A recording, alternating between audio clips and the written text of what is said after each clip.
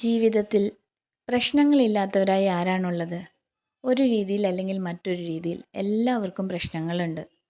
പലപ്പോഴും ഒരുപാട് വേദനിക്കുമ്പോൾ, വല്ലാണ്ട് ഒറ്റപ്പെട്ടു എന്ന് തോന്നുമ്പോൾ, നമ്മളെ സ്നേഹിക്കുന്നു, മനസ്സിലാക്കുന്നു എന്ന് തോന്നിപ്പിക്കുന്ന ചില ആൾക്കാരോട് നമ്മൾ മനസ്സ് തുറന്ന് സംസാരിക്കാറുണ്ട്.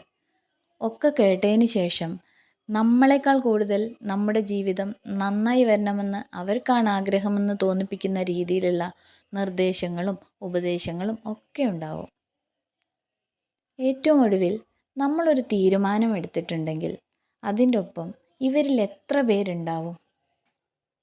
ഒന്നോ രണ്ടോ പേര്, ചിലപ്പോൾ ആരും ഉണ്ടാവില്ല. ചിലപ്പോൾ അതുവരെ സംസാരിച്ചുകൊണ്ടിരുന്നവർ നമ്മളോട് സംസാരിക്കാതെയാവും. നേർക്ക് നേരെ കണ്ട മുഖം തിരിച്ചു പോകുന്നവരാവും. കാരണം പലതാണ്.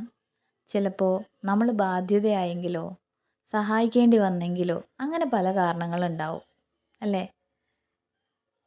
നമ്മുടെ പ്രശ്നങ്ങൾ, നമ്മൾ അനുഭവിച്ച വേദനകൾ, യാതനകൾ, ബുദ്ധിമുട്ടുകൾ, പ്രയാസങ്ങൾ, ഇതൊക്കെ അതിൻ്റേതായിട്ടുള്ള ആഴത്തിലും വ്യാപ്തിയിലും മറ്റൊരാൾക്കും മനസ്സിലാവില്ല.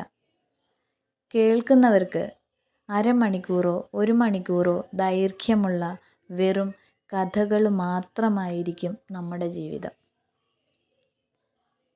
അതുകൊണ്ട് തന്നെ നമ്മുടെ പ്രശ്നങ്ങൾ, നമ്മുടെ സങ്കടങ്ങൾ അത് നമ്മുടേത് മാത്രമായിരിക്കട്ടെ.